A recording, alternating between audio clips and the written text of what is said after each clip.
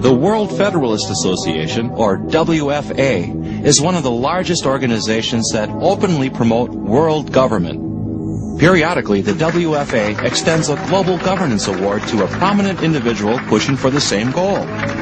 Former CBS anchorman Walter Cronkite was among the recipients of the WFA award. Thank you very much.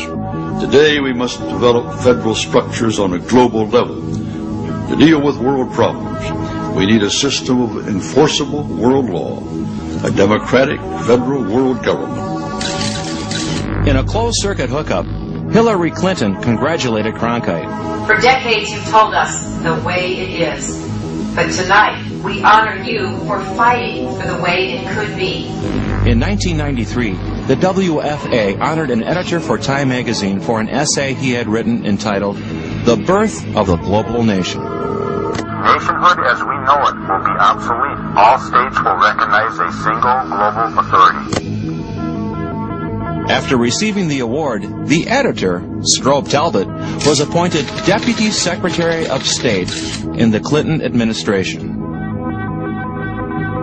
In February of 2000, the New York Times allowed the WFA a full-page ad to spread its globalist propaganda.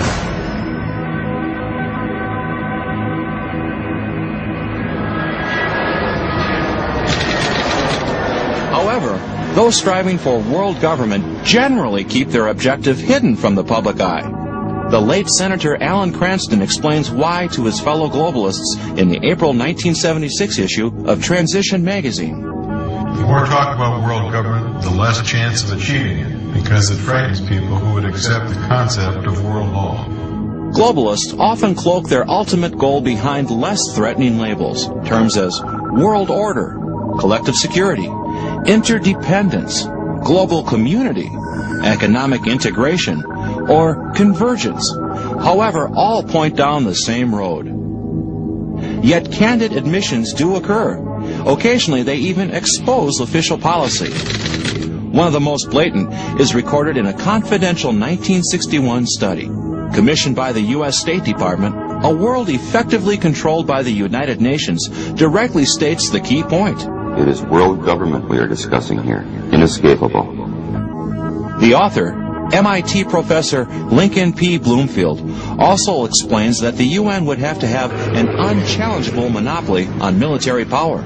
A world effectively controlled by the United Nations is one in which world government would come about through the establishment of supranational institutions characterized by mandatory universal membership.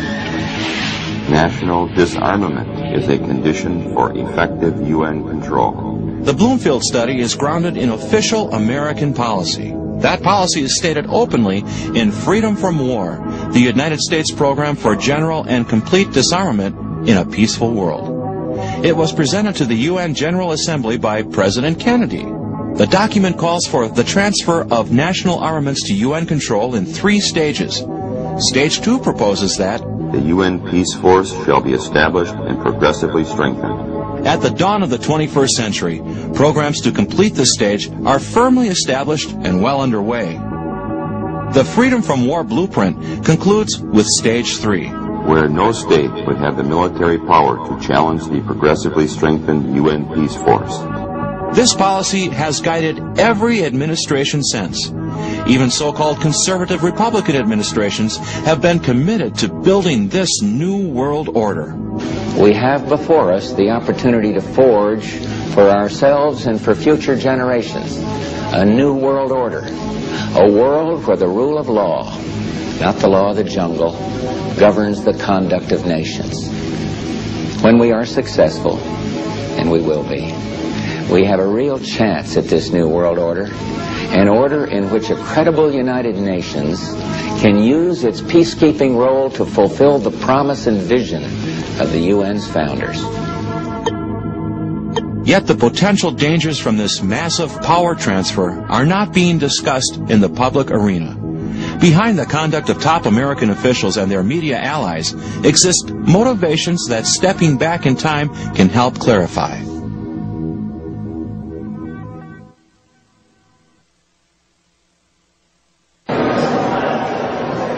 The framers of the Constitution had a profound understanding of human nature. They knew that even the best of men could not be trusted with power, so they designed a government with checks and balances to make it difficult for officials to accumulate and abuse power. The United Nations, however, embodies few of those checks and balances, and it recognizes no moral authority greater than itself. Investigative reporter for the New American Magazine and author of the United Nations Exposed, William F. Jasper.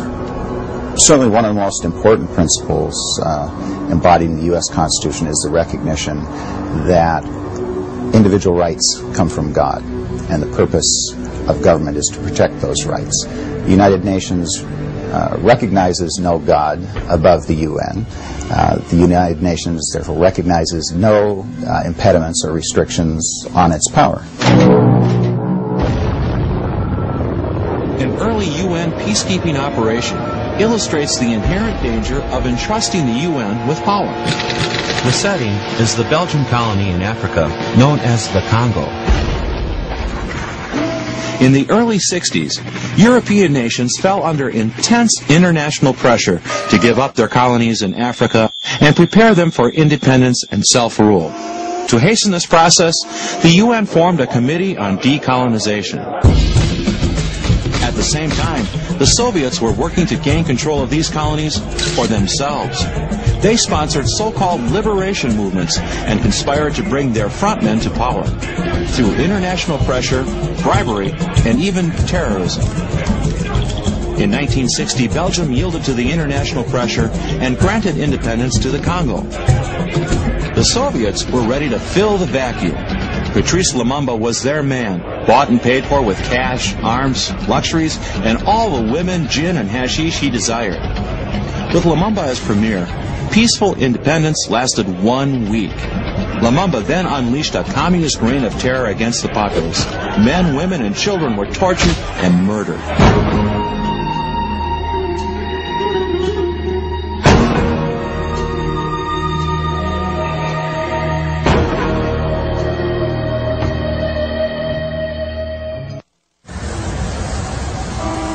Amidst the terror in the Congo, the province of Katanga remained by comparison an island of peace, order, and stability.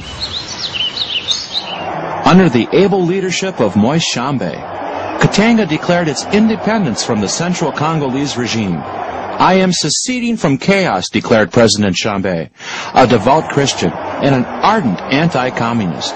For a brief moment, the courageous people in this infant nation stood as the singular testament to the capability of the newly independent Africans. As a free people, they were capable of governing themselves with a sense of peace, order, and justice. Tshombe's misfortune, however, was to be pro-Western and pro-free enterprise. Nikita Khrushchev declared Tshombe to be a turncoat, a traitor to the interests of the Congolese people. American liberals echoed the Kremlin hue and cry. Soon after, the U.S. joined with the USSR in support of a UN resolution authorizing the world body to send troops to the Congo. The UN troops were used to assist Lumumba, the chief terrorist, in his efforts to subjugate Katanga. UN troops advancing from all sides systematically wipe out all resistance pockets, and in the process machine guns and bazookas, killing many innocent civilians running for their lives to find cover from UN fire. Smith Hempstone, African correspondent for the Chicago Daily News, witnessed the December 1961 UN attack on the capital of Katanga. The UN jets next turned their attention to the center of the city. Screaming in at treetop level, they blasted the post office and the radio station, severing Katanga's communications with the outside world. One came to the conclusion that the UN's action was intended to make it more difficult for correspondents to let the world know what was going on. 46 doctors of Elizabethville, Belgian, Swiss, Hungarian, Brazilian, and Spanish, fired off telegrams to the UN pleading for a ceasefire. Later, they unanimously issued a joint report indicting the UN for atrocities against innocent civilians. Tshombe takes reporters on an eyewitness tour of an Elizabethville hospital, which, although clearly identified by Red Cross markings and flags, had been bombed and shelled by the UN.